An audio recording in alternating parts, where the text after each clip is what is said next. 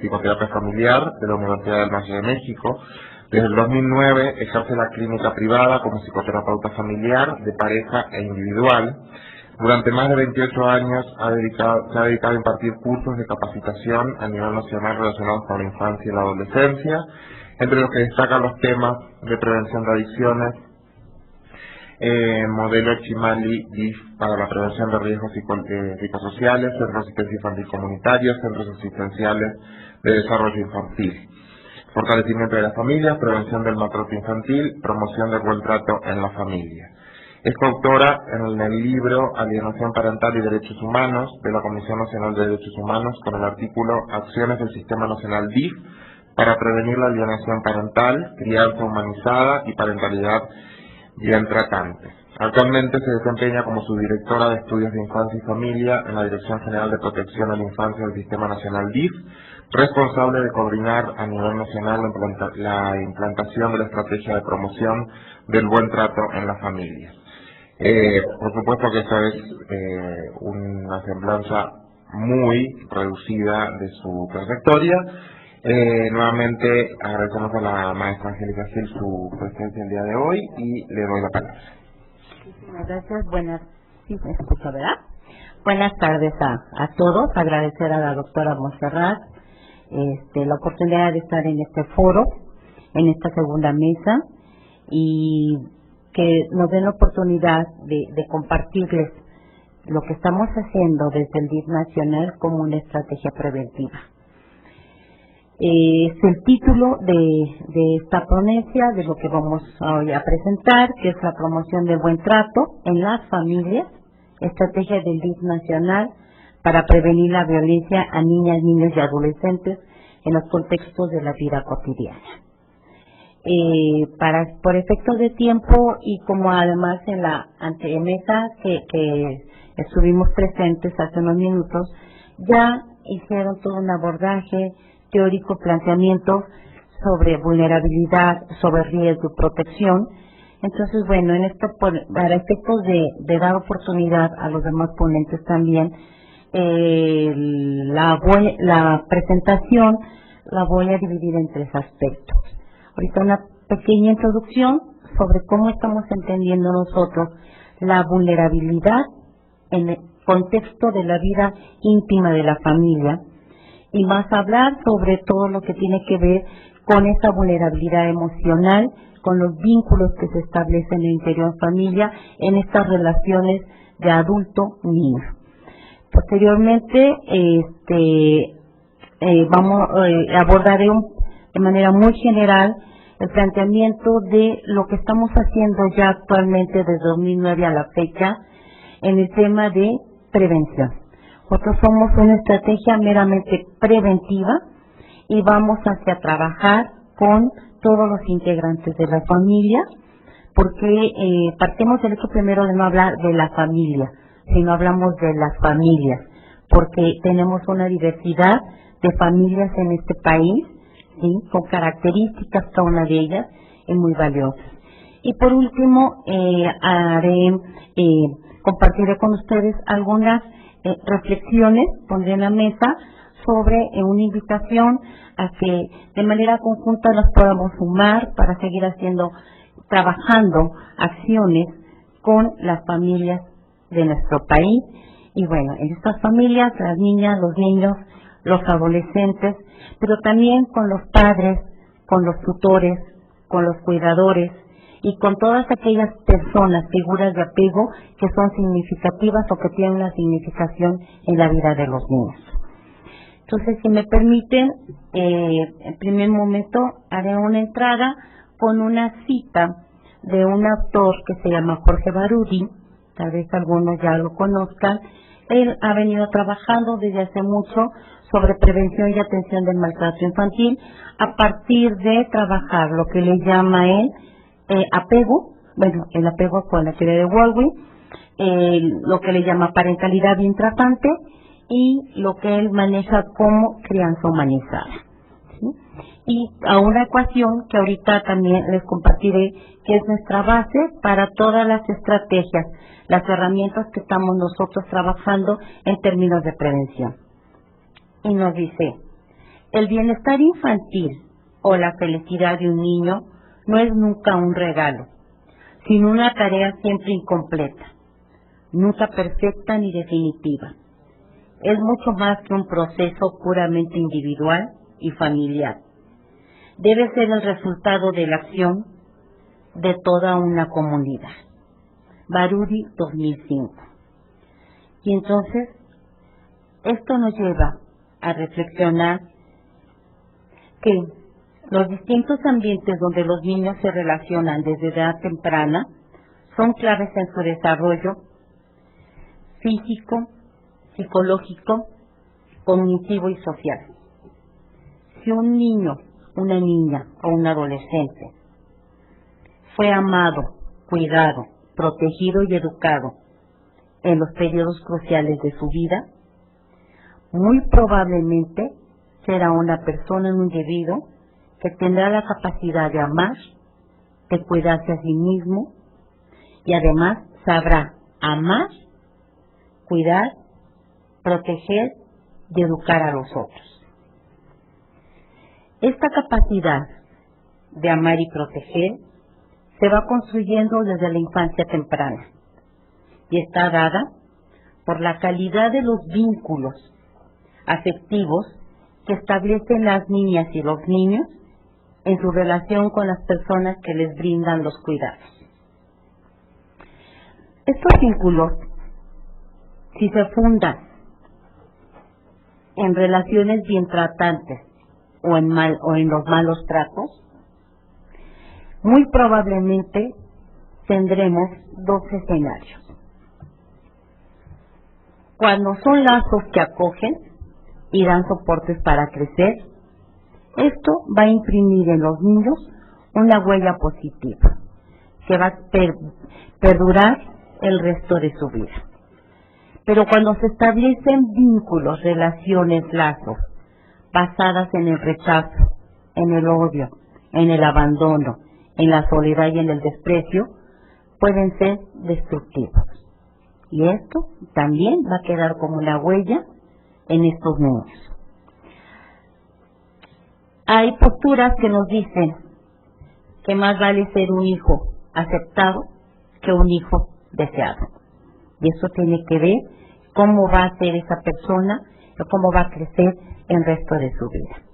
Muchas veces puede ser un hijo deseado, pero ante la circunstancia de un divorcio, ante la circunstancia de un nacimiento con alguna malformación congénita, termina siendo un hijo no aceptado. Y muchas veces puede ser un hijo no deseado, pero cuando nace será aceptado y entonces tendrá mayores probabilidades de ser un niño cuidado, protegido y tal vez amado. Y entonces nos dice que si nos buscamos en este segundo contexto, del abandono, de la soledad y del desprecio, entonces vamos a encontrarnos con niñas, niños y adolescentes vulnerables a variadas formas de violencia en sus hogares, en la escuela y a quienes le ejercen, que pueden ser y que todos sabemos ya que son los padres, los hermanos, los padres de acogida, los cuidadores, los compañeros de clase, los vecinos, la comadre, todas aquellas personas que son significativas en su vida. ¿Cuántas mujeres hay que para irse a trabajar no dejan a sus niños en guarderías o en centros educativos en estancias? Lo pueden dejar con la comadre. Y la comadre se convierte en la madre sustituta, en esa madre que va a cuidar y que va a ser una figura significativa. El abuelo, el tío, la sobrina, el hermano mayor. La percepción que tengan estos niños y niñas y adolescentes de la vulnerabilidad y de los riesgos, bien nos decía hace un rato el doctor Mauricio, va a depender de las historias de vida de cada una de ellos. Esta percepción que tiene el niño de un riesgo, y lo decía el doctor, lo que para una población, a un niño puede ser un riesgo, para otro puede ser una protección. Eso lo vemos ante los casos de divorcio, cuando a veces le preguntamos a un niño la vulnerabilidad, si es para él un riesgo un divorcio, el niño nos dice, no, yo me siento muy a gusto y muy protegido porque ya no voy a estar con quien me está maltratando y con quien me está lastimando. Y para otros niños, la separación de los padres se convierte en un factor de riesgo. Entonces, el riesgo y la protección va a depender de las historias personales de cada uno de estos sujetos, de la información que poseen, de las habilidades, de las actitudes y de las conductas que han aprendido de relacionarse con los adultos, ¿sí? Desde esta mirada del riesgo y de la protección y de la vulnerabilidad, nuestro compromiso como DIF es contribuir a generar entornos favorables para la infancia y la adolescencia. Y hablamos de entornos favorables porque cada familia es distinta, cada familia trae una historia, cada familia construye su sistema de creencias, sus formas de reorganizarse y sus sistemas de comunicación. Y entonces tenemos que generar entornos favorables desde el contexto de historia de cada uno de estos niñas, niños y adolescentes, donde participen activamente de la experiencia de la vida en cada etapa, reconociendo los peligros y los riesgos en que se encuentran en su camino.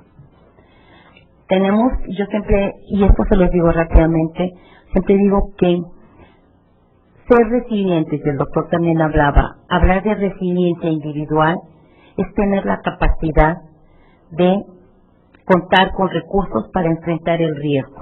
No podemos dejar a los niños y a las niñas y a los adolescentes como en una cápsula protegidos, en una burbuja donde no estén expuestos. Ellos tienen que aprender a lidiar y a estar interactuando con el riesgo, pero sí con los recursos para enfrentarlo y para salir adelante de esos riesgos fortalecidos. Se hablaba de resiliencia. Esto es hablar de sujetos resilientes. Y hablar de sujetos resilientes, desde lo que estamos trabajando, es a trabajar las 4 fuentes de la resiliencia. Es yo tengo, yo puedo, yo soy y yo estoy. ¿Sí? Yo tengo una familia, redes que me apoyan. Yo soy una persona que está integrada por cuerpo, mente y espíritu. Yo puedo enfrentar las situaciones de riesgo y salir adelante. Y yo cuento con una serie de recursos que me van a ayudar a mí interactuar en las diferentes circunstancias y situaciones de riesgo. ¿Sí?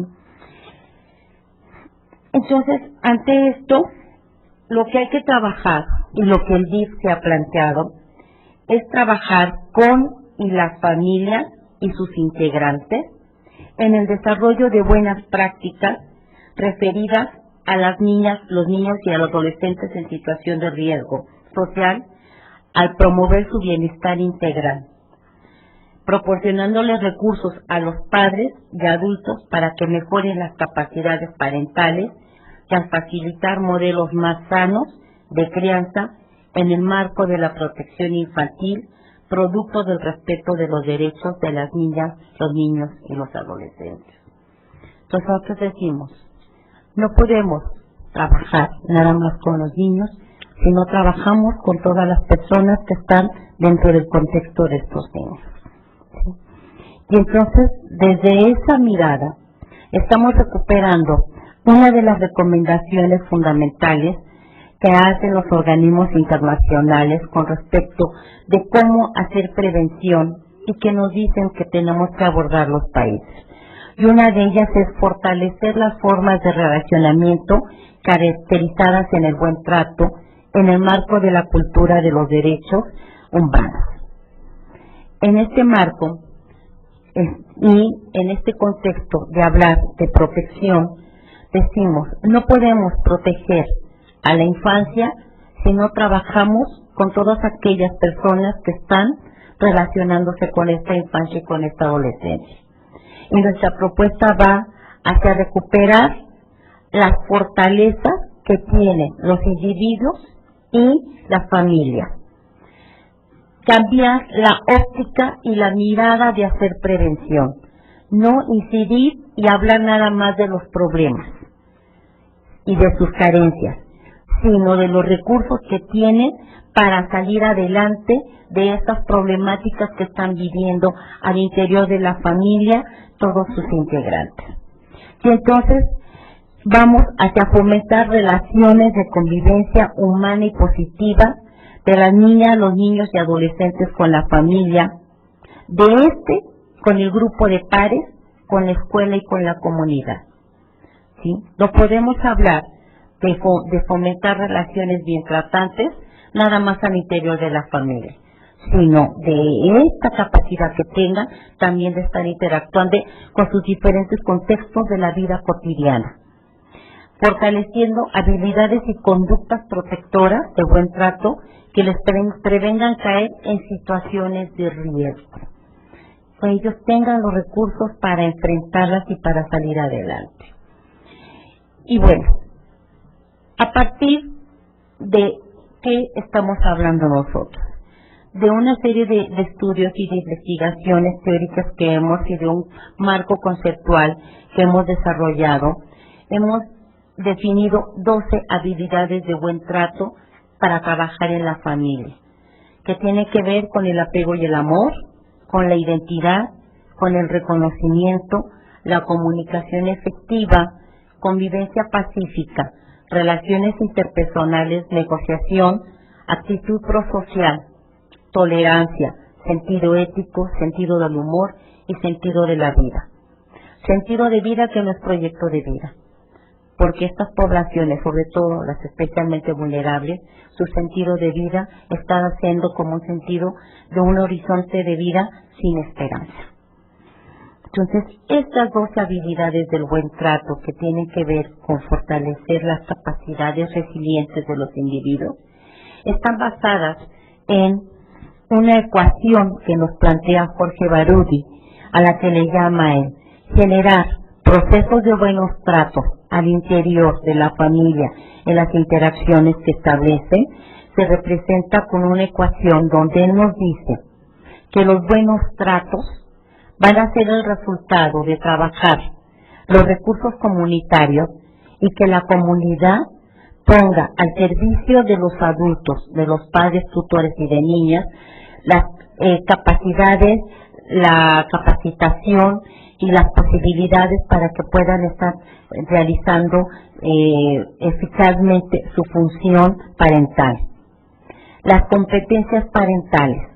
Trabajar las 4 competencias parentales fundamentales en cualquier persona que haga la función parental, ya sea la función biológica o la función social. Los factores contextuales que tienen que ver con ubicar. No es lo mismo la infancia o los niños y las niñas de los años 70 a las niñas y los niños de los años 80, de los 90 o de los 2000. No podemos hablar de una infancia universal y generalizada porque cada época tiene su historia y una evolución, y ver el contexto social, económico, político y cultural que le da y que contiene a ese niño, a esa niña y ese adolescente. Y en ese sentido, entonces, empatizar con las necesidades infantiles.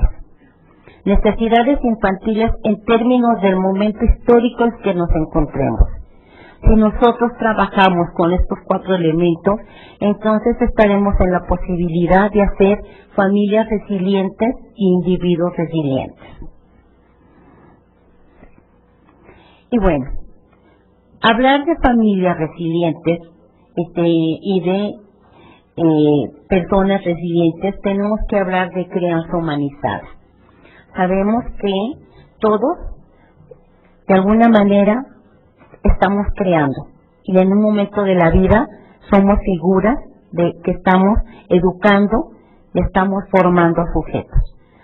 Muchas veces, aun cuando no lo pensemos, no es necesario tener un hijo para educar y para ser un modelo, ¿sí?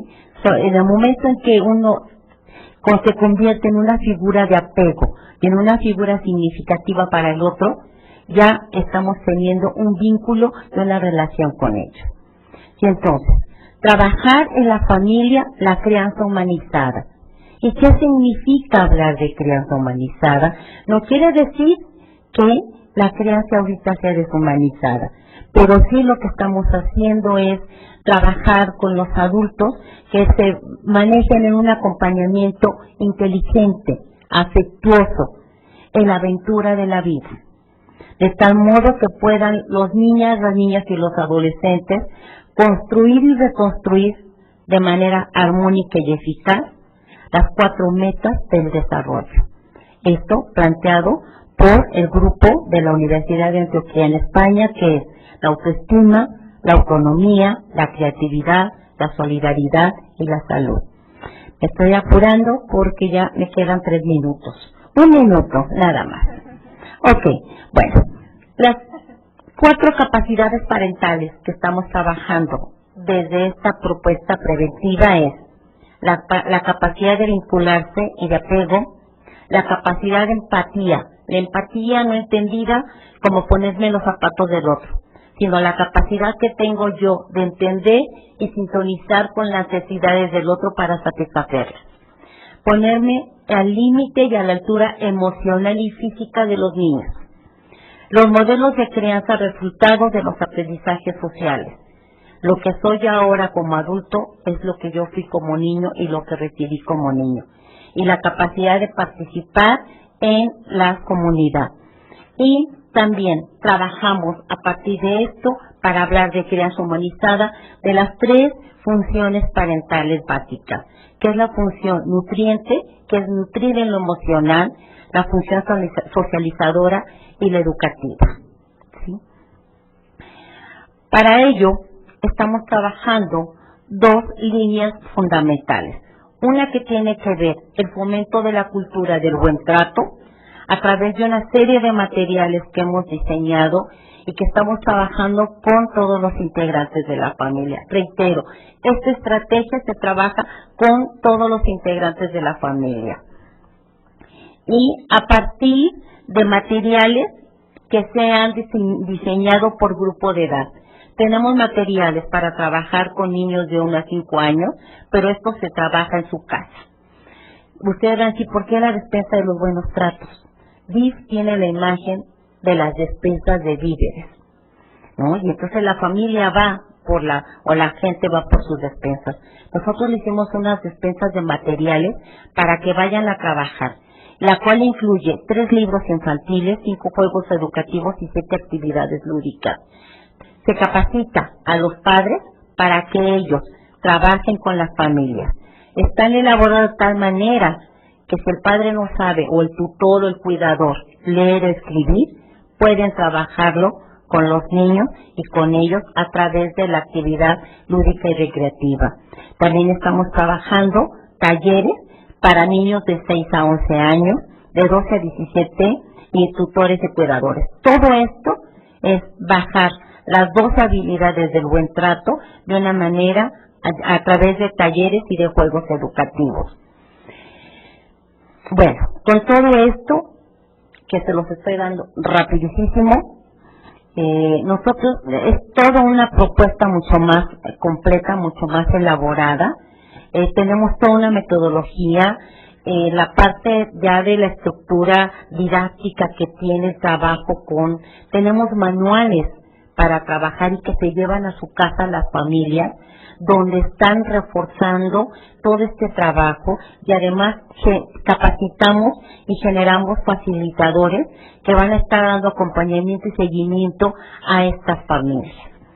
Y entonces, bueno, con este trabajo, lo que nosotros estamos invitando es que y como a manera de conclusión ya, porque me queda 30 segundos, que 2 conclusiones rapidísimas. Estamos invitando a que las instituciones inicien y continúen trabajando con acciones preventivas. Sabemos que la atención es fundamental, pero si nosotros no empezamos a trabajar la prevención desde edades tempranas, nuestras filas de adultos maltratadores o de niños en situación de riesgo se van a ir incrementando. Si nosotros desde la edad temprana formamos a niños bien tratantes, vamos a garantizar adultos bien tratantes.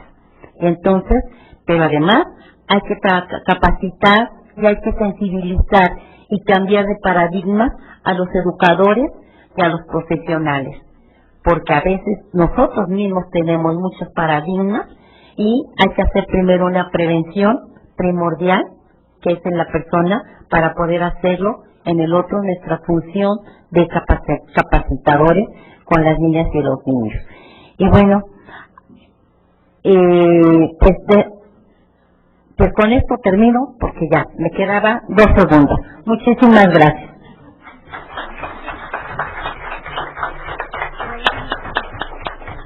Muchas gracias, Angélica, por la participación. Seguimos con nuestra segunda ponente, que en este caso es la maestra Erika Tapia. Erika, ¿te quieres cambiar? Sí. ¿Sí? Yo me cambio. No tienes caso, hombre, ¿cómo hacer? Ahí está, presentación. Ahí está. Así se ve. Sí. Toma. No, acá. Entonces les presento a Erika. Erika es candidata a doctora en Ciencias Políticas y Sociales con especialidad en Ciencias Políticas por la Facultad de Ciencias Políticas de la UNAM, maestra en Sociología Política por el Instituto Mora y licenciada en Sociología por la Escuela Nacional de Estudios Profesionales de Acatlán de la UNAM. Es autora del libro Socialización Política y Educativa y Educación Cívica en los Niños y coautora del libro Formación Ciudadana hacia una cultura de la legalidad, editado por la Subsecretaría de Educación Básica. Ha escrito diversos artículos entre los que se distinguen una perspectiva cultural para el análisis de la corrupción, la vinculación entre la moral y el derecho como mecanismo de integración social, la educación cívica en México, y educación cívica y la construcción de la ciudadanía, entre otros. Se ha desempeñado como profesora en diversos cursos y seminarios, ha participado en diversas investigaciones sobre cultura política, cultura de la legalidad, participación social y sociología jurídica, ha sido asesora del programa Formación Ciudadana hacia una cultura de la legalidad y del programa Escuela Segura para la Subsecretaría de Educación Básica de la SEP, y actualmente es investigadora del área de investigación aplicada investigación aplicada y opinión de este instituto. Erika, muchas gracias. Te cedo la palabra. Gracias. Buenos días, más bien buenas tardes. Muchas gracias por la invitación a la doctora Monse y también aquí a mis colegas. Bueno, seré muy sintética en la presentación. Traje algunas gráficas, pero bueno, primero vamos a darle como pauta para poder entrar al tema. Bueno, vamos a ver que pocos temas han captado la atención tan fuertemente como el tema de la violencia y la agresión en los niños y en los adolescentes, incluso también en los jóvenes. La violencia es algo que está pasando en la gran mayoría de las escuelas del país. Esta violencia está relacionada con otros tipos de violencia que se ejercen tanto en las familias como en la comunidad.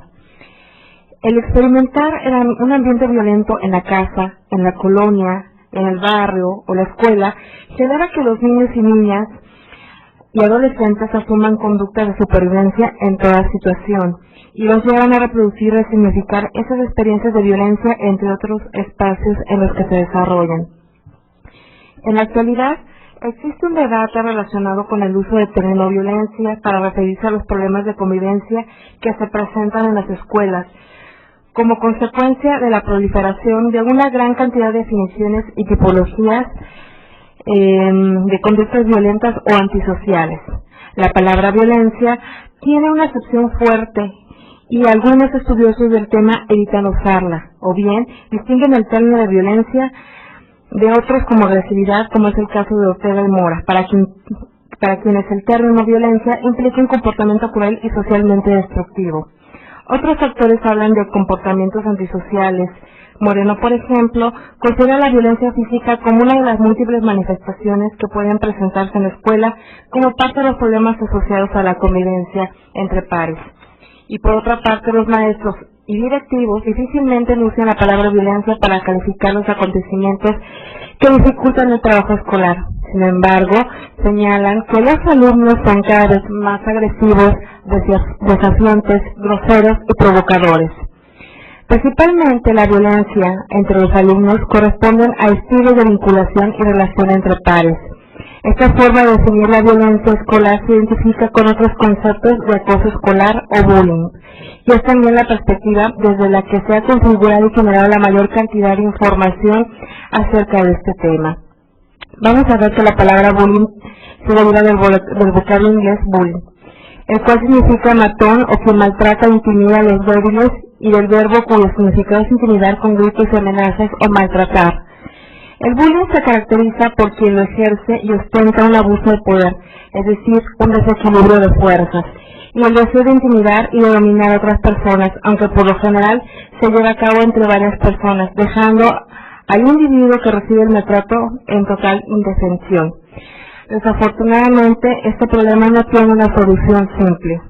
Las teorías actuales de la agresión de la niñez y la adolescencia recalcan la importancia de los factores biológicos y ambientales.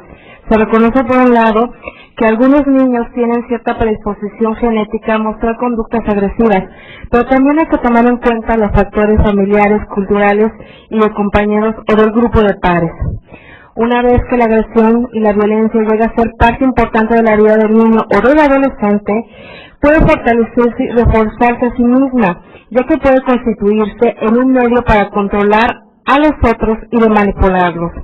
Al parecer, la causa primordial de la conducta agresiva son las primeras interacciones con los pares. De acuerdo con Judimese, el niño agresivo que proviene de familias que se caracterizan por condiciones estresantes, problemas económicos, abusos de sustancias, disputas conyugales o trastornos mentales, son quienes principalmente padecen esta serie de cuestiones. Los padres, que normalmente se sirven de la fuerza física para controlar a los demás, ofrecen un modelo agresivo que muy posiblemente imitarán en el futuro sus hijos. Por su parte, la escuela no solamente influye en el entendimiento académico de los estudiantes, sino también en la forma en cómo se organizan sus pensamientos. Podríamos decir que la violencia en las escuelas genera efectos perversos sobre la vida de los adolescentes, o al menos de forma similar que la mala alimentación, el trabajo infantil, la prostitución, la carencia de recursos económicos y otros factores que hacen que los niños y adolescentes tengan en muchos de los casos una situación de vulnerabilidad. La violencia en nuestros escolares, en sus diversas manifestaciones, es un fenómeno que con mayor frecuencia impide el desarrollo de los aprendizajes y la enseñanza, así como de la seguridad al interior de la escuela, toda vez que pervierte las relaciones interpersonales en la convivencia de los alumnos y de estos alumnos entre sí. La frecuencia con que los conflictos aparecen entre los estudiantes es algo propio de la convivencia, pero la frecuencia con que la violencia se desarrolla en la solución de los conflictos entre los estudiantes no es propio de la convivencia ni de los entornos escolares como tal. La cotidianidad con la que se presentan los conflictos entre los estudiantes de la escuela va formando una idea de los conflictos y la forma en cómo son resueltos o se deben de resolver en lo sucesivo. En México, el Instituto Nacional para la Evaluación de la Educación, el INE, en 2007 realizó un estudio para conocer las percepciones y actitudes de los alumnos y maestros sobre la disciplina, la violencia y el consumo de sustancias nocivas, ¿no? Bueno, algunos resultados que arroja esta investigación son los siguientes, ¿no? La forma de violencia en la que mayor porcentaje de los alumnos acepta participar. Si podemos ver la primera diapositiva. Ok, perfecto. ¿Con cuál? ¿Con este? Con este. ¿No? Bueno, pues básicamente lo que se observa es que la gran, un porcentaje considerable de niños en primaria ha participado en peleas en que haya dado golpes. También ha participado en un grupo de estudiantes que haya robado o amenazado a algunos alumnos. También participaron en actividades que dañaron las instalaciones de la escuela. Y bueno, también se han robado algún objeto o dinero dentro de la escuela. Esto es básicamente datos para secundaria. Ahora sí podemos ver el de primaria. Podemos pasar a la siguiente. No, esa antes. Antes no hay. ¿Con cuál le voy? Con este, ¿verdad? Ya. Ok, pero bueno, entonces aquí también tenemos los datos que es igual de manera comparativa para primaria y para secundaria, ¿no? Entonces se observa que aquí hay una mayor participación de los alumnos en peleas, ¿no? También es como mayor el nivel de conflictividad que se experimenta en las aulas a nivel primaria. En secundaria pues este porcentaje ha disminuido un poquito, ¿no? Entonces, bueno, vamos a ver que los datos indican que los alumnos de sexto grado de primaria y de tercero de secundaria tienen una participación relativamente baja en actos de violencia, tal como se explora esta cuestión a través del cuestionario del contexto que respondieron. Teniendo esto en consideración, los primeros muestran proporciones más altas, es decir, los de primaria, que los segundos, o sea, los de secundaria, especialmente en lo que respecta al ejercicio de la agresión física, ya que alrededor de 2 de cada 10 alumnos de primaria aceptó haber participado en estas peleas con golpes, mientras que entre los alumnos secundarios solamente 1 de cada 10. Y bueno, hay que distinguir también que los hombres muestran una mayor participación en actos de violencia más que las mujeres. Y la tendencia supuesta de que a mayor edad es mayor la violencia ejercida es cierta también. Otros datos que ofrecen de manera similar esta tendencia a nivel ya un poco más superior, digamos, a nivel preparatoria, son los datos que presenta la Encuesta Nacional sobre Exclusión, Intolerancia y Violencia en las Escuelas Públicas. ¿Sí? Al respecto aquí se observa, bueno, situaciones en las que los alumnos han abusado de sus compañeros, sí, a través de insultos, a través de,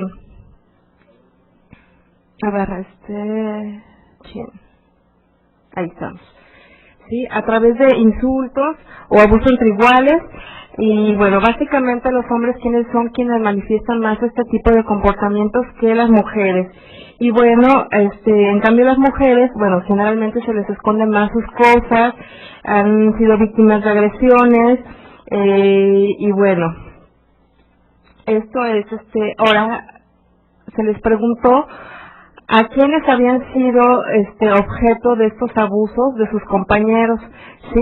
Y al respecto lo que se observa es que es coincidente estas tendencias y desafortunadamente va en aumento, sí, a pesar de que en secundaria se observan datos de que esta tendencia bajaba, bueno, ya a nivel medio superior, esta tendencia comienza a incrementarse de mayor medida, ¿no?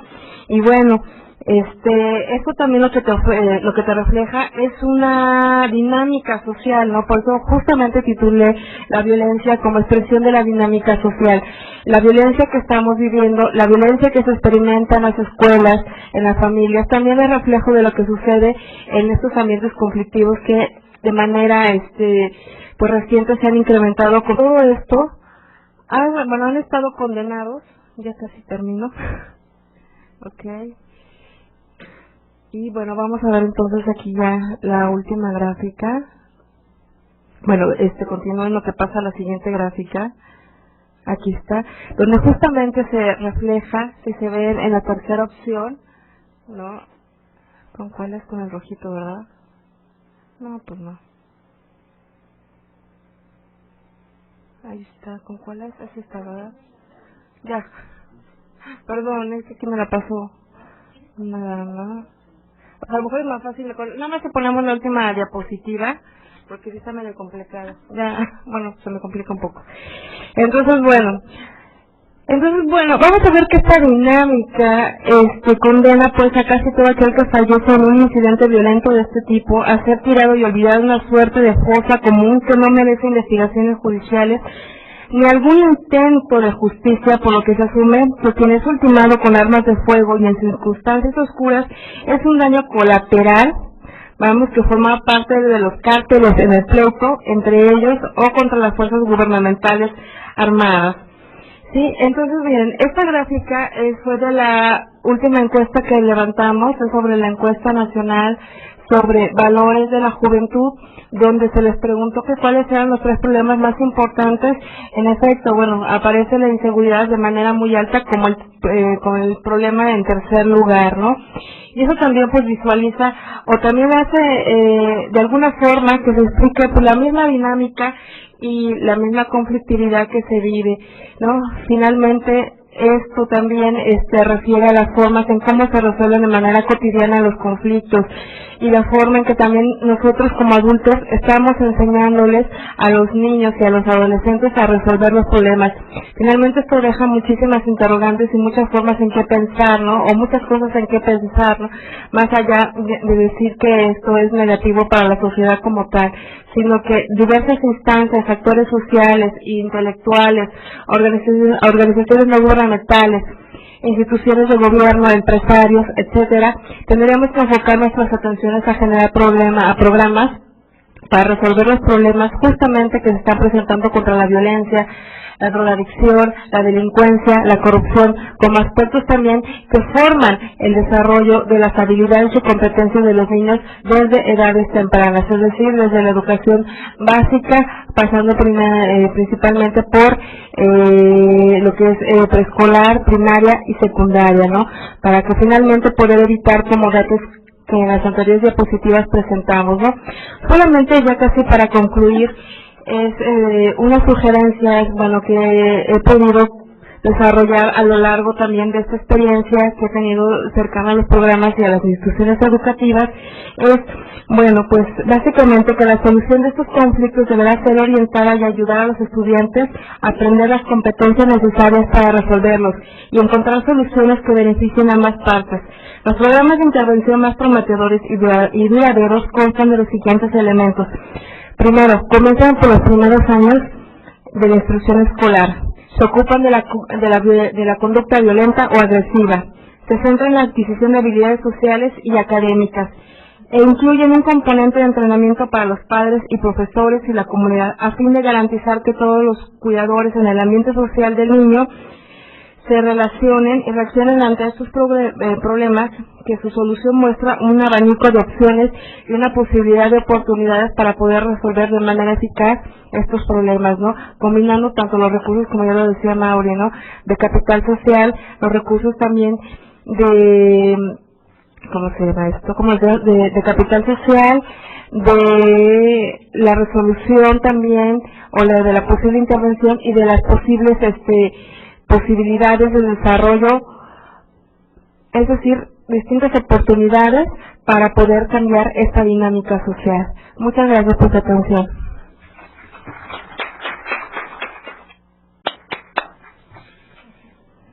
Muchas gracias, Erika, y gracias por cumplir con el tiempo establecido. Ahora voy a dar la palabra a la doctora Brenda Mendoza González. La doctora Mendoza es miembro del Sistema Nacional de Investigadores, cursó doctorado en la Facultad de Psicología de la UNAM, en el Laboratorio de Desarrollo y Contexto de Comportamiento Social. La línea de investigación que trabajó en ese momento es la violencia escolar y el bullying. Tiene el doctorado en la Facultad de Psicología, en la Universidad Complutense de Madrid, Psicología Evolutiva y de la Educación, con la línea de investigación violencia escolar y bullying. La maestría la realizó en la Facultad de Psicología de la UNAM y ahí trabajó la línea de investigación desarrollo de comportamiento agresivo en niños en escenario escolar y familiar. De antemano, te pido una disculpa, Brenda, por el resumen del currículum, pero quiero mencionar que Brenda tiene publicado varios libros y varios artículos. Entre ellos se encuentra el manual de autocontrol de enojo, terapia cognitiva conductual, bullying, los múltiples rostros del acoso escolar, y otro de los libros que está en proceso de edición, proceso de publicación, tiene por título Yo opino y me cuido, abuso sexual en escenarios escolares. Entonces, le agradezco, Brenda, la participación. Adelante. Hola, muchísimas gracias por estar compartiendo hoy, que es un tema que nos interesa a todos desde cualquier función. Agradezco a la doctora Montserrat, muchísimas gracias, Montserrat, por la invitación.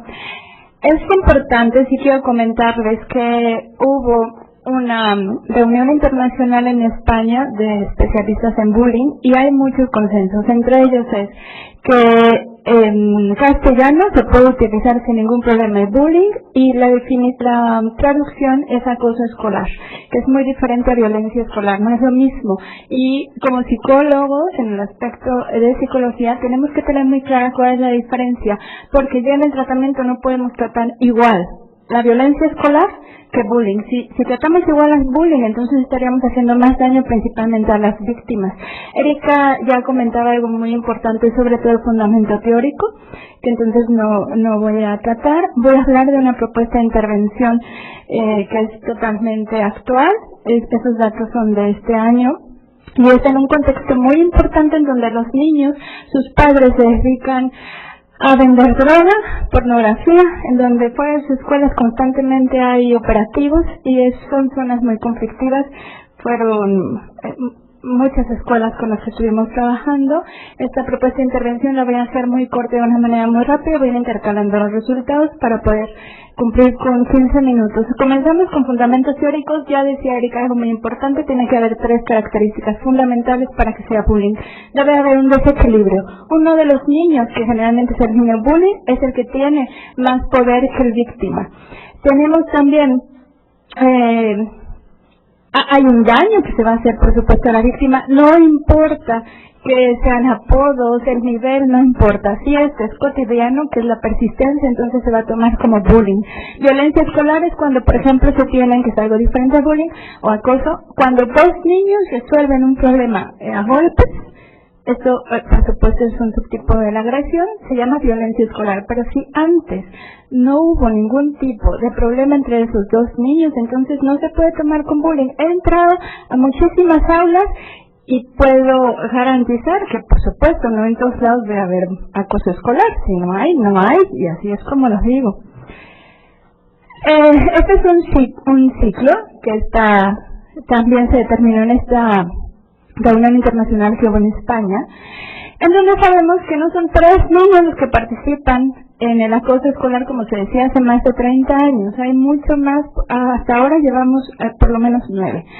Acosador es el niño que comienza a molestar, es el niño que comienza con cualquier tipo de agresión, que ahora vamos a ver los niveles.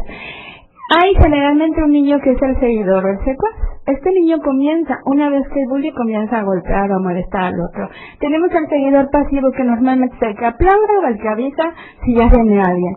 Tenemos testigos, son con los que tenemos que trabajar muchísimo en las aulas y podemos cambiar este ciclo, de hecho lo rompemos. Tenemos una víctima que tiene un perfil muy característico, en eso me podría llevar media hora en explicarles. Los perfiles que ya se hablaban en las mesas anteriores sobre factores de protección y factores de riesgo.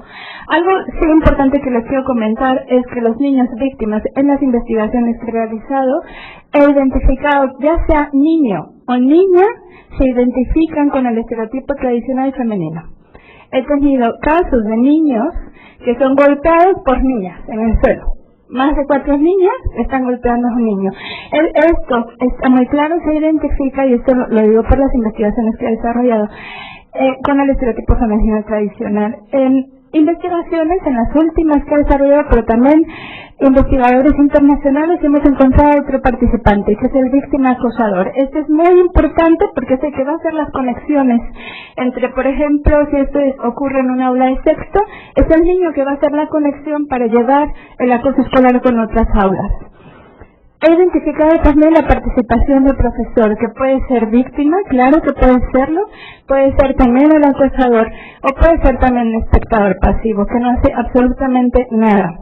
Tuve un caso muy delicado, en donde frente al profesor varios niños golpearon a otro con una tabla, por supuesto lo mandaron gravemente al hospital.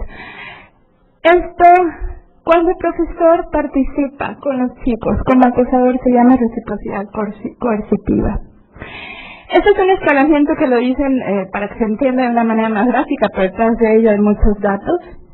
Tenemos los niveles de bullying. Se comienza con la exclusión. Entonces, no te deja participar uno de los niños o de las niñas para que juegue.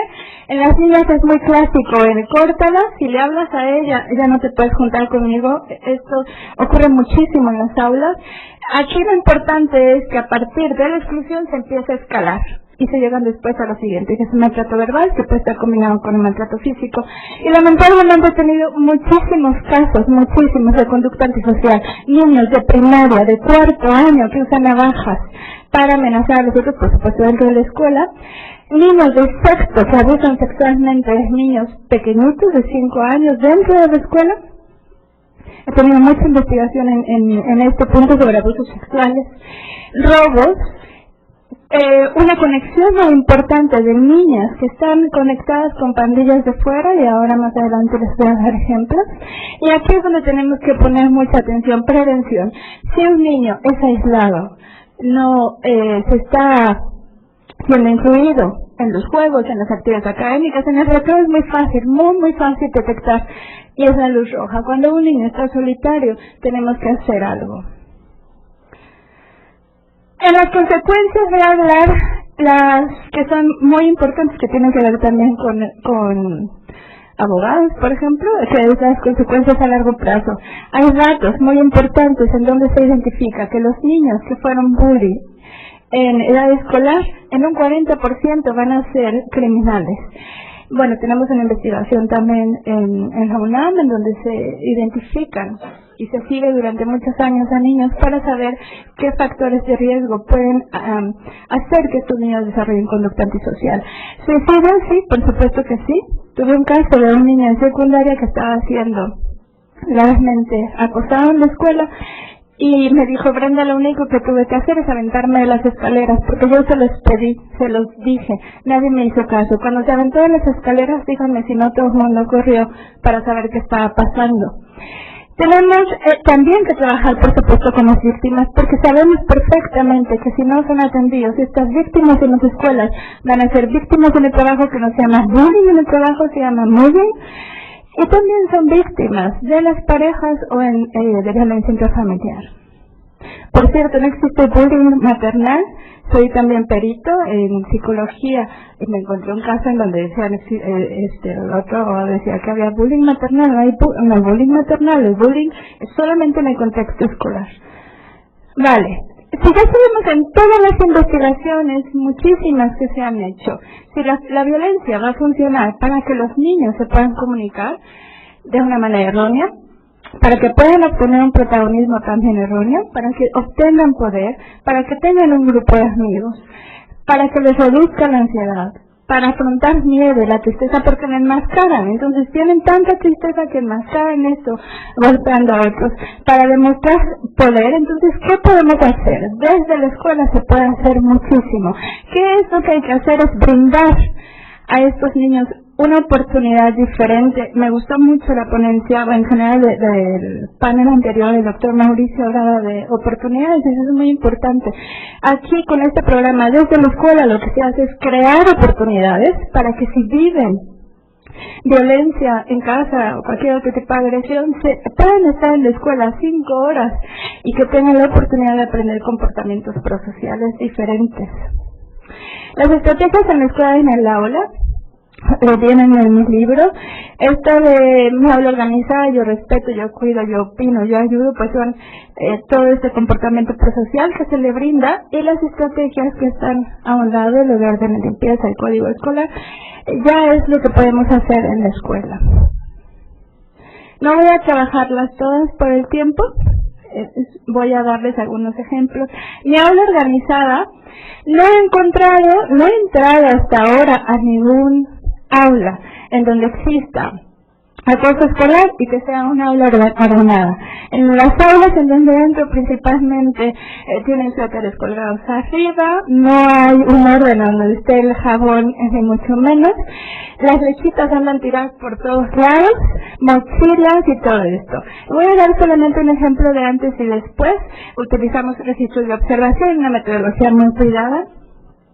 Solo quiero que veamos, por lógica, si tú estás en un aula, un niño no debería tener una puerta aquí enfrente. Bueno, si se fijan donde dice le pegó 5 veces, este niño le pegó 5 veces, y estoy hablando de una observación de 15 minutos que hice, porque estos niños tenían una puerta abierta aquí. ¿Cómo es posible que tengan una puerta abierta aquí cuando el pizarrón está enfrente? Bueno, pues como eso podemos encontrar en las aulas, y justo es organizarte y darles una nueva oportunidad. Si se fijan en adelante, es una escuela que no es inclusiva, es un aula que no es inclusiva, porque tenemos a un niño solo, tenemos a otros en pareja, y tenemos a otro grupo de 5 niños, que por cierto los que están con rojito están dando en la espalda del pizarrón. Entonces tienes a unos niños que están dando la espalda, otros de frente, otros que están detrás de una puerta. En el después hicimos cambios rápidamente, organizamos, porque los niños no saben en dónde están las cosas del baño. He tenido aulas en donde, por ejemplo, empezamos a manejar autocontrol con algo muy básico, que es dar a los niños unas fichas para ir al baño. Es súper fácil, los niños empiezan a tener esta forma de protagonismo positivo y saber qué pueden hacer con su tiempo. Esto lo comento por la organización del baño. Tuve un caso de un niño, aquí estaba sentado, a esta altura tenía el clavo y la ficha. ¿Saben cuántas veces le interrumpían para tomar de aquí la ficha? Y son cosas que parecerían lógicas, pero no. Entonces con este punto de orden y limpieza empezamos a organizar. Yo respeto el código escolar. Hasta ahora tampoco entré a una escuela, ni en Madrid, ni en el distrito, ni en cualquier otro lugar en donde estaba haciendo investigación, en donde los niños no tengan un reglamento en el aula. Todos tienen un reglamento. En las aulas en donde existe acoso escolar no se cumple. Con esta estrategia lo que busco es que los niños aprendan a elegir. Un código escolar es que un niño sea capaz de elegir, ¿le voy a pegar al otro o no? ¿Por qué? Porque si le pego, entonces habrá una consecuencia siempre. No cuando la maestra esté de buenas o cuando se dé cuenta o cuando alguien diga. El autocontrol es parte de esto, saber que los niños se pueden detener, que es algo que tenemos que trabajar con los niños que tienen este perfil de bullying, son niños muy impulsivos, entonces hay que empezar con ellos a trabajar autocontrol, que eso es muy importante. Y parte de todo esto es enseñar a convivir, que tienes que respetar los derechos de los otros también. Simplemente con el cambio mobiliario que se hace, lo que les digo del orden del baño, el rincón de actividades es organizar que los niños que ya terminaron tengan acceso a otras actividades, porque algo que he identificado hasta ahora en todas las aulas que he visto en donde existe acoso escolar es que los profesores dejan más de 5 minutos a los niños sin actividad mientras se les ocurre, y los niños te lo dicen, es que mientras la maestra está viendo qué no pueden hacer, pues entonces los niños encuentran cualquier otra cosa en que ocuparse, cualquiera, principalmente conducta disruptiva, que eso después escala, por supuesto. Utilizando la caja de sorpresas, que la caja de sorpresas no es más que una estrategia que tengo para disminuir robos, en donde trabajamos honestidad y los niños funcionan y lo hacen bastante bien. Las asambleas escolares, que ya decía la doctora Margarita, lo que me parece muy importante, los niños son capaces de opinar y de pensar, la autoestima y los recreos, bajamos la conducta agresiva en un 95% más o menos. La respuesta externa es algo que trabajo con código escolar, que no es otra cosa más que al niño darle la oportunidad de aprender el comportamiento prosocial que compite con la conducta agresiva. Por ejemplo, un niño entonces pasa y empuja a la otra niña porque quiere pasar. La respuesta alterna, esto es real, cuando entro en una aula pues lo hago. Regreso al niño y entonces le pregunto, ¿qué pasó? Es que yo quería pasar. Ah, bueno, pues si quieres pasar, lo regreso, hago que mire a los ojos, que ofrezca una disculpa rápida, y entonces ahora la conducta procesal, ¿cuál es? ¿Me das permiso de pasar? En lugar de empujar. Cuando un niño esto lo hace varias veces al día, se va a dar cuenta que de cualquier manera le va a salir doble empujar y luego tener que hacer el otro tipo de comportamiento. Esto ayuda muchísimo a las aulas, es desarrollo de competencias. Como dicen los programas de la SEP, a los profesores les ayuda muchísimo. Recreos sin bullying no es otra cosa más que trabajar con los niños. Invito principalmente a los niños que tengan el perfil de bully, victimizados. Tengo reglas muy claras y creo oportunidades para que los niños puedan jugar sin ningún tipo de agresión. Entonces, estos momentos que les gustan mucho disminuyen en un porcentaje muy grande el comportamiento en general agresivo, y los niños empiezan entonces a aprender, pero haciendo otro tipo de comportamiento que no compite con el acoso. Las asambleas escolares. En las asambleas escolares funcionan como una herramienta diagnóstica, porque les he ofrecido en muchos peritajes en los que he trabajado. Hasta ahora ningún perito o juez me ha dicho que no funcionan, por el contrario me las admiten. La prevención y la atención es otra de las situaciones que funcionan muy bien en las asambleas como herramientas. Y una asamblea escolar no es otra cosa más que nosotros como adultos somos la guía, los niños son los sabios, ellos son capaces de opinar, ellos son capaces de pensar, incluso en las asambleas escolares los niños votan, tienen votaciones, y me he dado cuenta que mientras más acoso escolar hay, más tienen necesidad de hablar. Incluso tengo que hacer fichitas y bueno, las reparto para que todos seamos organizados. ¿Qué se identifica en las asambleas escolares? Alumnos que roban, alumnos de tercer año, cuarto año que usan armas, navajas para estar molestando o lastimar a sus compañeros, alumnos que tocan genitales, tercer año principalmente, cualquier tipo de insulto con contenido sexual, alumnos que llevan drogas y hablan de primarias, alumnos que tienen amenazados a otros con las pandillas de fuera, con familiares, alumnos que mandan golpear a otros, niñas de quinto y de sexto año que mandan golpear a sus compañeros porque no quisieron ser sus novios. ¿Con qué? Con las pandillas con las que ellas están conectadas. Vale, tengo un buzón de quejas, también Angélica hablaba de un buzón. En la familia el buzón de quejas funciona muy bien porque la forma en cómo sabemos que podemos romper el silencio con los niños, además empodera mucho a los niños que son victimizados, que necesitan tener más habilidades para comunicarse. Ha funcionado perfectamente, a los niños les encanta. Se tiene que cuidar muy bien el uso porque si no se hace bien entonces se puede tener algo contrario. Esta es una conexión entre grados, niños de sexto que están organizados para pelear con otros niños del otro grupo de sexto. Hacemos una conexión como les decía, el niño que tiene este doble perfil, víctima bullying, ese que conecta con los niños de quinto, y entonces se utiliza a una niña que es vulnerable para molestarle, para hacer que esta niña a su vez moleste a otros o a niños. Y así, niños de cuarto año, en donde en este caso específico el niño tenía guaruras, y así te lo decía, yo tengo guaruras, son ellos los que me protegen porque él mandaba robar, mandaba pedir también dinero en específico, repartía dinero, también tenía toda una organización.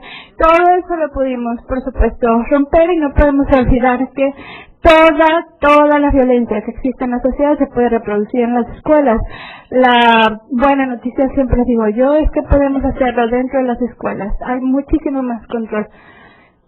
El desarrollo de empatía, ya no se los voy a explicar, ya tengo muy poco tiempo, solamente les puedo decir que un caso que atendí en Madrid, un chico que incendió una bodega, entonces se mandó cuidar durante muchas semanas a personas quemadas. Entonces tenía que saber trabajando y apoyando cuáles eran sus consecuencias. Eso es lo que yo hago aquí en las escuelas. Justo es el desarrollo de empatía, hacer que estos niños puedan apoyar a otros y sepan qué es lo que están haciendo y que se hagan cargo además de lo que están haciendo. Autocontrol de enojo es algo fundamental. Trabajo con técnicas de relajación, comunicación asertiva, autoinstrucciones, que esto ayuda muchísimo para romper con las distorsiones cognitivas que tienen los niños, generalmente los niños que tienen un perfil de bully. Esto significa que todo lo ven hostil. Todo mi mundo es hostil, entonces como así yo me he vivido, voy a responder de la misma manera. Solución de problemas, que ya es el último componente en este autocontrol. Está probado estas estrategias con chicos que tenían todos los factores de riesgo para desarrollar conducta antisocial. Usamos también un contrato conductual que funciona en maravilla porque los niños son sabios, los niños saben perfectamente y tienen palabra. Cuando ellos desarrollan un trato y saben que les estás dando un protagonismo diferente al que siempre han tenido, que siempre lo hayan tenido negativo, los niños se comprometen y lo hacen. Bueno, hacemos una conexión, por supuesto, con toda la motivación para el trabajo académico.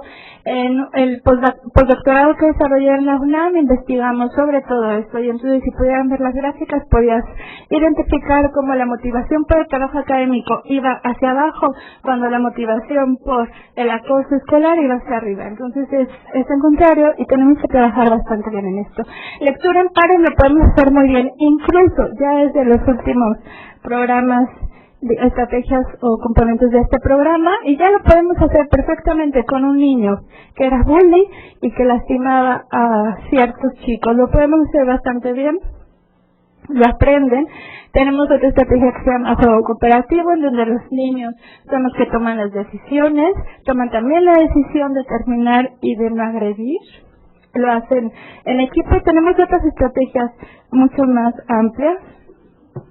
Y en general, la opinión del profesorado es que no representa más trabajo extra, porque ellos se dan cuenta que si mantienen una aula organizada, en donde no hay conducta disruptiva, en donde no hay acoso escolar, ellos van a poder trabajar mucho mejor y van a poder, incluso ellos te lo dicen directamente, que las interrupciones y todo eso son mucho menores, por supuesto. ¿Cuántos círculos de bullying se identificaron? ¿Recuerdan? Los círculos que les mostré, pues se identificaron 65 en 37 aulas. Y no estoy hablando de eran apodos. Era un contexto muy conflictivo, en donde había armas, en donde había drogas, en donde había golpizas.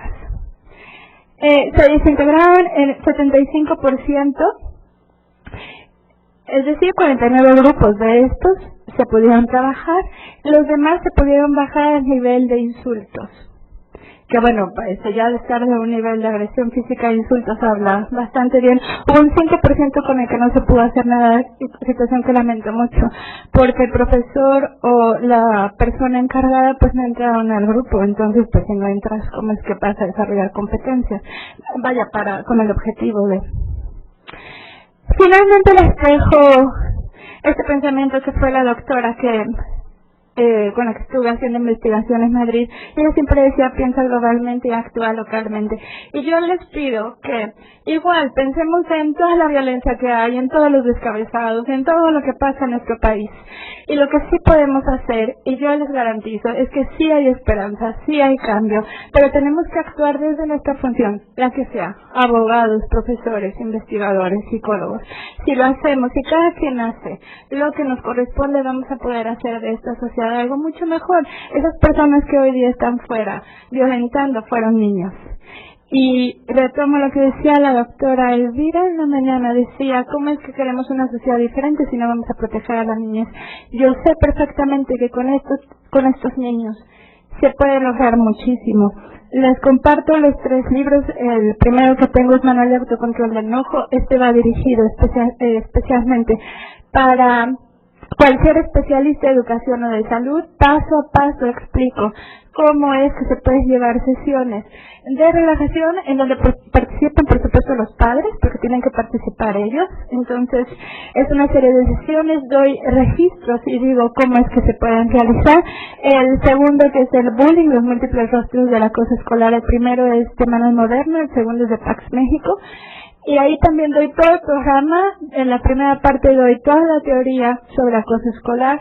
En la segunda parte doy todos los instrumentos que se pueden usar y se pueden aplicar de una manera muy fácil en la escuela para saber cómo se encuentra tu escuela. En la tercera doy todo el programa completo que les acabo de mostrar paso a paso. Y el tercero, que se acaba en esta semana, se va a dar a conocer en la Feria de Guadalajara. Lo escribimos 3 investigadoras, los 3 somos del SNI. Salina Martínez, que trabaja específicamente en prevención de adicciones, pero desde temprana edad. Ahí te dice con herramientas muy fácil cómo se puede trabajar para prevenir. El otro investigador, que es el doctor Francisco Pedrosa, él habla sobre todas las estrategias que se han desarrollado para evitar que se maltraten a los niños desde casa, y yo estoy a cargo de todo lo de bullying, para identificar cómo es que un padre de familia qué puede hacer una vez que sabe que tiene un niño que es victimizado o que tiene este doble perfil, o bien que puede ser también un chico acosador. Les agradezco muchísimo la atención. Muchas gracias.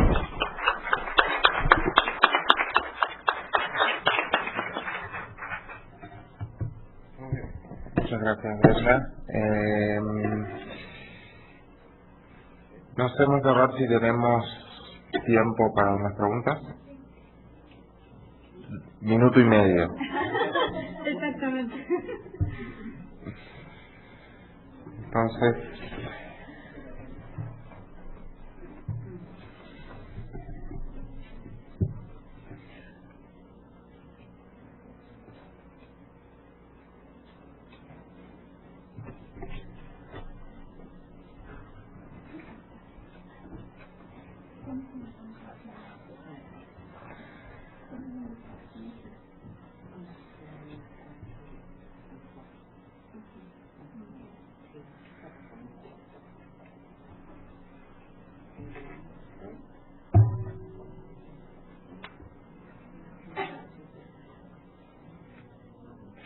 a ver, empiezo por esta para Brenda, ¿sí? Bueno, y si las demás ponentes quieren luego acotar algo, están bienvenidas. Dice, en su opinión, la SEP y el Sindicato Nacional de Trabajadores de la Educación están trabajando con eficacia contra el bullying o su desempeño deja mucho que desear. ¿Están a la altura de este desafío? Vale, pues esta investigación se pudo hacer gracias al apoyo de la SEP. ¿Me escuchó? Sí. Ok. Parte de este programa está publicado en un libro de SEP de Dirección de Educación Especial. Solamente es parte, porque todo el programa está en este que les digo de Pax México. Entonces, yo lamento mucho que en general haya un atraso muy importante, hace más o menos 65 años en esta área. Yo me tuve que ir a otro país porque ninguna universidad de aquí, cuando yo quería hacer el doctorado en esta línea, pues me daban el apoyo en acoso escolar o bullying. Entonces, pero ahora vamos muy bien y reconozco muchísimo que vamos muy bien. Otra de las preguntas dice, la conducta antisocial de los niños en términos generales, ¿por qué? Porque asumo que la pregunta es, ¿por qué existe la conducta antisocial en los niños en términos generales? Si hay alguna propuesta de solución. Pues es que algo muy importante lo decía ya Angélica, me parece que esto es multidisciplinario, porque se tiene que trabajar, por supuesto, con una familia. Yo no presenté aquí nada de familia, pero evidentemente con estos chicos que usaban navajas y tal, trabajamos con padres, en general con todos los padres, incluso en un día en especial, porque como ellos vendían en la calle, entonces era el día que ellos descansaban. Entonces, la propuesta que estaba haciendo Angélica sobre el trabajo con las familias, también Erika hablaba sobre todo esto. Se tiene que hacer un trabajo multidisciplinario y yo les decía, cada uno desde nuestra función tenemos que hacer algo. Sí. Bueno, coincido con Brenda. Yo creo que también esto de la conducta antisocial y soluciones, bueno, pues es un poco difícil, es un problema multifactorial, estamos hablando de un solo aspecto. Pero es algo que hemos identificado nosotros cuando estamos trabajando con la familia, es que cuando los niños ven naturalizada la violencia en casa, para ellos es muy normal lo que les pasa en la escuela. Si a mí en mi casa me dicen tonto, y llego a la escuela y me dicen tonto, entonces no siento que ni siquiera me estén lastimando o esté viviendo acoso. Es muy normal, porque es la forma en que me relaciono y he aprendido a relacionarme y los otros me traten así. De hecho hay una autora que habla sobre lo que se llama, el libro se llama, y su propuesta es La madre y su idiota. Y dice que mucho de lo que nosotros hacemos de adultos es consecuencia también de todo lo que aprendimos y cómo fuimos tratados y cómo fuimos cuando se fueron dando un estigma, ¿no? Entonces cuando toda la vida te dicen que eres un tonto, pues en consecuencia actúas como un tonto, ¿sí? Y si te empiezan en la casa a decirles, es que todo haces mal, ¿sí? Nada más me generas problemas por tu culpa, eso también va generando actitudes antisociales, de enojo, de resentimiento, en los chicos, ¿no? Y entonces, bueno, yo creo que eso es bien importante, que no desvinculemos de trabajar de la escuela con la casa, ¿no? Y por eso hace rato yo decía, es invitar a sumarnos al trabajo. Sé que es una propuesta muy complicada y que se ha quedado en buenas intenciones, pero siempre estamos trabajando cada quien en nuestra isla desde nuestra trinchera, en un trabajo coordinado e integrado, y creo que estos espacios podrían dar la oportunidad para en verdad empezar a hacer algún trabajo mucho más coordinado desde las propias instituciones, porque desde ahí, aunque no se vale la expresión, nos acosamos, no nos dejamos. Gracias, Angélica. Y una última pregunta, dice que yo no sé si fue Brenda la que presentó un dato de si existe alguna estadística que relacione actores que ejercen violencia con rendimiento escolar. ¿Para Erika o para Brenda? Es que el dato lo presentó, no sé si fuiste tú o Brenda, alguno nos van a hablar de eso.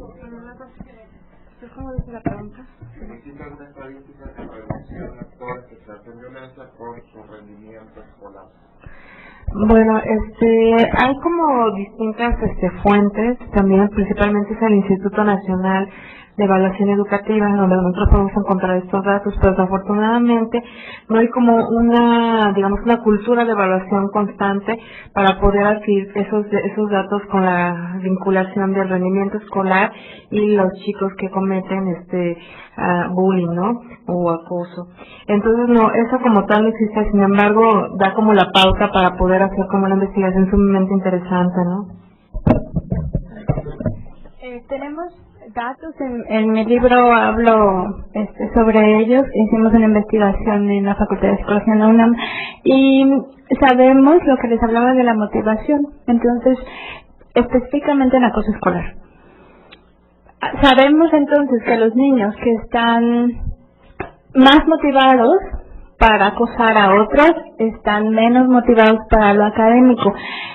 Pero como caso único, también les podría decir que en este contexto sí encontré dos cosas que es importante que pueda compartirlas. Ahora, este niño, por ejemplo, que decía que tenía guaruras, y en general otros niños que eran los bully y que tenían muchas conexiones con otros grupos, son niños pequeños, de una talla, incluso te puedo hablar de una niña de 5º año que eran las líderes, usando armas y otras cosas, de una talla que parecía una niña de 2º año. Entonces, eso es importante. Y también identificar niños bullies que terminaban el trabajo y además académicamente iban bastante avanzados, como casos únicos. Pero en esta investigación que les digo en la UNAM hay datos muy precisos en donde hablamos de este cruce, ¿no? Mientras están más motivados para molestar, están menos motivados para lo académico. Pues muy bien, agradecemos mucho nuevamente a los ponentes, agradecemos a ustedes por haber estado con nosotros y damos por terminada entonces esta segunda mesa del evento. Muchísimas gracias. Por favor, gracias a ustedes. No, perdón.